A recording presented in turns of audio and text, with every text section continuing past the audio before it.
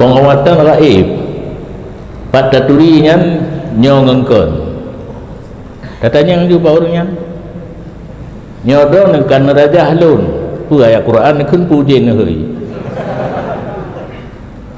karena secara zahir tidak ada perbedaan, apalagi dia kalau ngom tak malun bacaannya tidak nyaring, tidak di jihar bacaan, kita tidak tahu apa yang dia baca. Mungkin dia panggil setan, dia panggil jin untuk mengobati kita yang sakit. Kalau sudah jelas yang dibaca itu ayat-ayat Al-Quran atau isim dan sebagainya, itu kan jelas. Tapi nanya bala jin yang kepelahe ayat Quran, nah yang kesam kan ada yang kita pegang ayat dah fikir mana han jelas.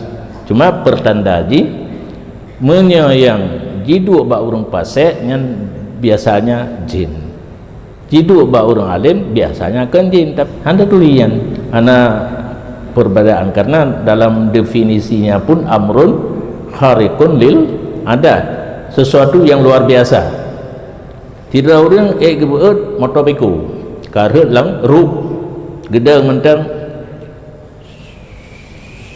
la motor truk dia duduk beku bunuh lang rup nyan pura ayat dibaca atau jin gehei nyan biasa jin ni yang kata menyongan ayat susah untuk wujud karena ayat yang biasa kita nyokun kena ayat kursi nyan nakhadim, tapi ada ketentuan cara beramalnya. Masjid ayatnya hanjir lehinau nyan menau na urang kaidam ayat kursi nakhadim bernama Al-Kandia sehingga bengah hanale masjid ayatnya hinau kai pinah lain. Nah, ingat sejarah putra Balqis dengan Nabi Sulaiman. Nabi Sulaiman ingin dibuktikan putra Balqisnya jarang dan gaki kan lagi gaki kuda. Karena jin aprit kapan yang juga pergi dipegah bak Nabi Sulaiman drone baik nak kawin dengan putra Balqis.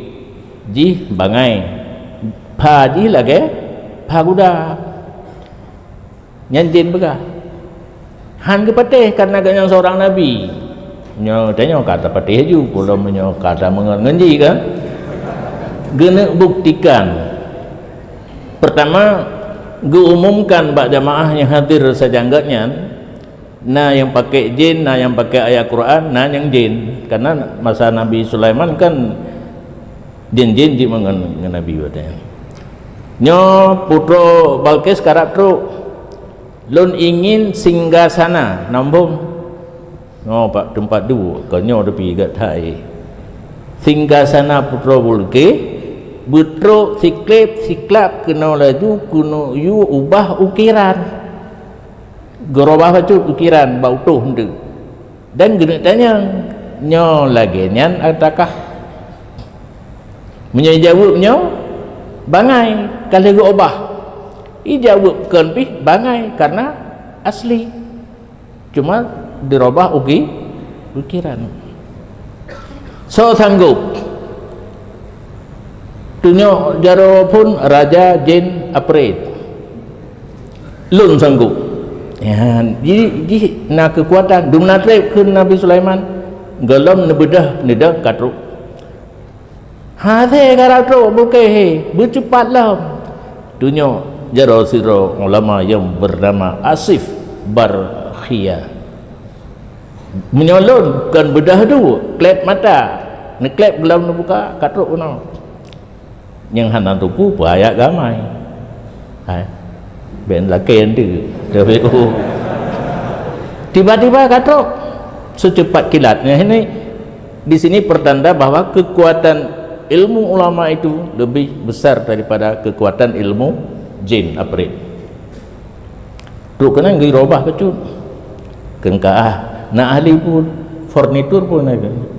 Ahum punya nan. Oh hati wate truk putra Balqis hina kursi Nabi Sulaiman duk nya hina yang di halamannya akuarium besar, tiklip-tiklap kana cangguk kana ulia kana angkat mu iya getuk mengaca putra bulkih ge pikir ia bibit muka sila atu baca bek bulut kage kalan buah putih cukup mulus ipegah lidi apret lagi buah putih kuda. Berarti bandua program jin hana betul. Bahkan di ingin legend Nabi Sulaiman jangan kawin, kalau kawin dia punya anak sama dengan ayah biasanya jadi nabi. Oh jadi nabi apritnya di bawah kekuasaan nabi katanya. Hai tim ini ingin merdeka. Anak mati. Yang ketiga Atra Asif Barkhia dengan kekuatan yang diperoleh jin Afrik. Kagelangkah Haji Bulkis kenan sehingga sanaganya kan kaya duduk enan.